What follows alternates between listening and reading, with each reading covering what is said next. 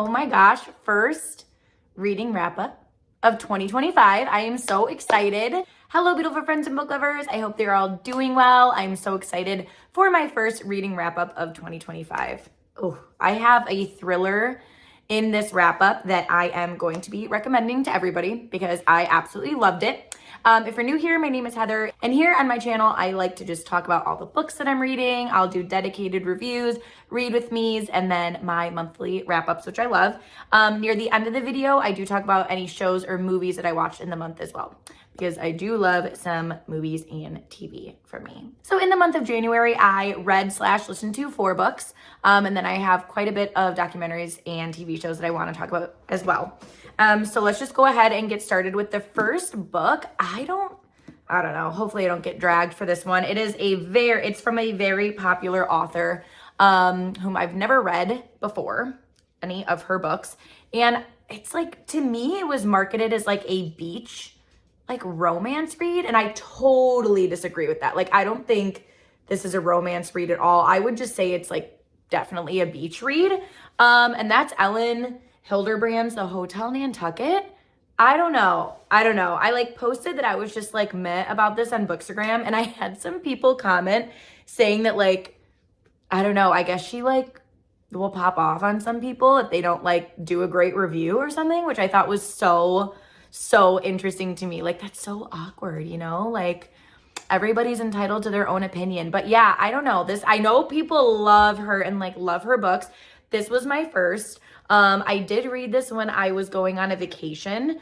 I just wanted like a beach read, but I thought it was going to be more of like a romance, in it. And in my opinion, it didn't really have that. And it had far too many characters for me. Like, I was able to read it in a short span of like 3 to 4 days because it was my husband and I just on the vacation, celebrating our 6-year wedding anniversary. And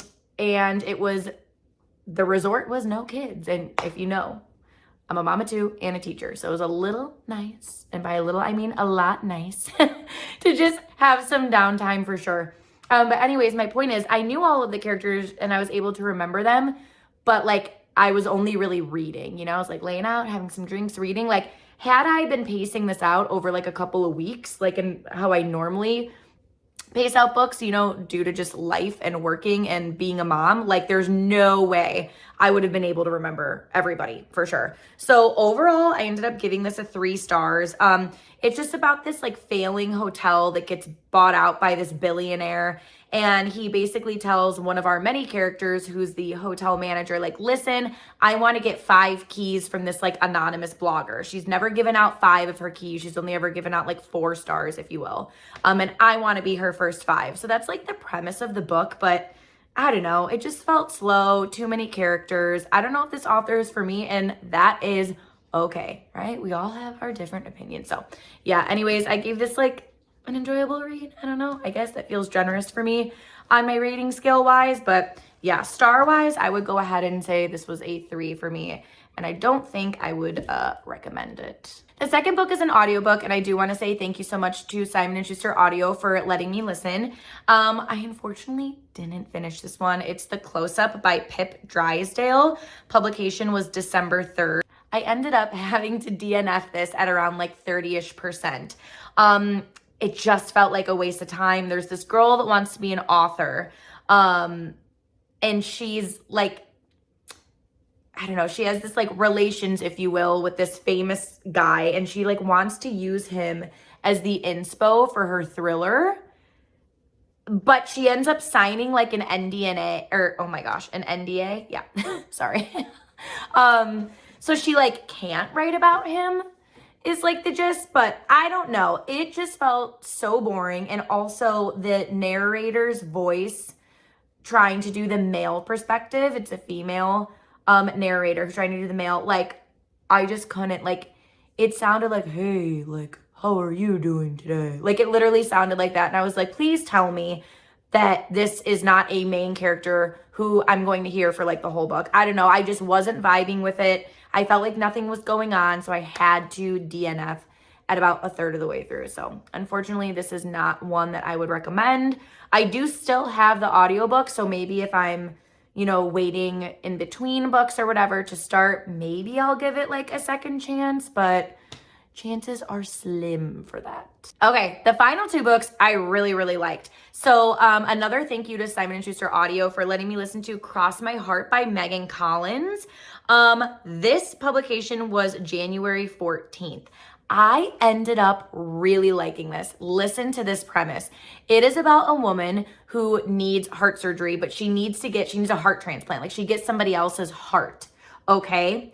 She ends up, and this isn't like a spoiler, it's really like in the synopsis of the book, she ends up kind of like falling for the guy, I guess the husband, the widow. Okay, she ends up falling for the widow, right? The guy whose wife died and now our main character has her heart kind of thing. It is crazy. I thought the audiobook was so well done. No narrator issues here. It was amazing. I was so hooked. Like, what a cool premise, right? Like, it is so intriguing. I loved it. I thought it was a really great thriller to start, you know, my 2025 reading with. I would also categorize this as a psychological thriller, which is like my favorite type of thriller subgenre, okay? Loved it. Rating scale wise, I would say go get this now. It just came out in January, right? Which is when I'm filming this, although it probably won't be live until early February. But yeah, I really liked it. Star wise, I would give it a 4.5. I think it's something that if you guys were to read it, it would keep you on the edge of your seat. And, you know, we have some unreliable characters in there, which is always really fun because you don't know who to trust. And sorry, I'm like, this one little pesky piece here. And I love a good unreliable narrator / characters. Like, it was so much fun. And I was almost convinced I knew where it was going to go, and I was totally wrong. So I also love that too. Definitely go get this one. Okay, last book I read in January 2025. Very pleasantly surprised with this. This was a book of the month pick for me, A Killing Cold by Katealicemarshall. If you're unfamiliar with book of the month, it is all these books with this little square behind me. As you can see, that's where I mainly buy my hardcover books from. I think it's a really reasonably priced book subscription.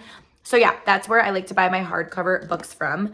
Otherwise, I purchase through Tertulia, which is an indie bookstore. So that's where the two places I get my physical books. But anyways, I'll put my link in the description box below if you're interested. I've been a member for years. I love it. But this thriller, okay, if you've read, hold on, I know I have it. This one, The Family Game by Catherine Steadman. And then, I don't know if it's near me, but the latest Jason Rekulak. Hold on, I see it on my shelf. Let me get it. Okay, so A Killing Cold is a mix of settings, in my opinion, of The Family Game with this secluded winter like manor, and then the last one at the wedding with like all of the cabins and stuff. If you've read this, it's like a mix because it's a bunch of cabins, but it's in like a winter kind of vibe setting. Okay, so I loved it. It's secluded. If you're there, you're probably gonna get stranded kind of vibes. Overall, really enjoyed this one. Really, same rating scale. Go get this book now. Star-wise, I ended up giving it a 4. Probably like a 4.25 maybe. I felt like there's a lot of twists in this book. So basically, we have a youngish character. They're like mid-20s. Main character, and she is meeting her fiance's family for the first time. And he's kind of warning her. He's like, listen, you know, they can be a lot. They're meeting them. He's very wealthy. So they own like this land in the mountains where it's like the main lodge, and then it's like little lodges all around. So if you've read this, you're like, okay, I see why she's comparing the two. But yeah, anyways, that's like my perfect setting. So they arrive there and the family's like super icy, super cold to her. And yeah, I don't want to give a whole ton away other than like I had a main theory. I feel like with this book, you have a lot of like little theories and then maybe some like main theories going on. But some of them I was right and some of them I was wrong.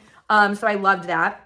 And it's a rather short thriller. I do prefer my thrillers to be under like 350 pages just because I don't have the greatest attention span. And this is 289 in this hardback copy edition here.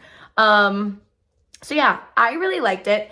Is it going to be one of my most memorable thrillers ever in my life? No. Was it really I did a buddy read with this with one of my bookish besties. Is it a fun thriller, quick buddy read where like you can, you know, ping pong ideas off of each other back and forth? Yes. we both overall enjoyed it. So yeah, A Killing Cold, if you're a Book of the Month member and you didn't order this, I would recommend adding it as an add-on just because I think it was a fun read. All right, just a quick shout out for my current read. I'm still waiting for my copy of Onyx Storm. I ordered, that is the third book in the Fourth Wing Fantasy Dragon series. I ordered the like special edition and it says my order is confirmed. But it hasn't shipped. So I'm patient. I mean, that I know that when I start that book, it's going to take me forever to get through because those books are huge and the font is like microscopic. In the meantime, I started Playworld. I don't know if I'm getting myself into like a My Dark Vanessa situation based off this synopsis. Unsure. I've hardly made a dent because I'm also listening to The Housemaid Book 3 and doing a buddy listen for that. So yeah, I don't know. This is what I'm like reading. I'm also currently watching the latest season of The Traitors. So I haven't been doing a whole ton of like reading at night right now. But Playworld, let me know your thoughts without spoilers because that is a thick book. Oh my gosh. Okay, really quick, want to talk about these shows / movies. First one I watched, oh my gosh. If you're new here, at the end of 2024, I was like finally getting into like true crime documentaries. I know I'm like so late to the game. Anyways, I watched An American Murder on Netflix about Shanann Watts. Oh my gosh, devastating. I knew like nothing about that.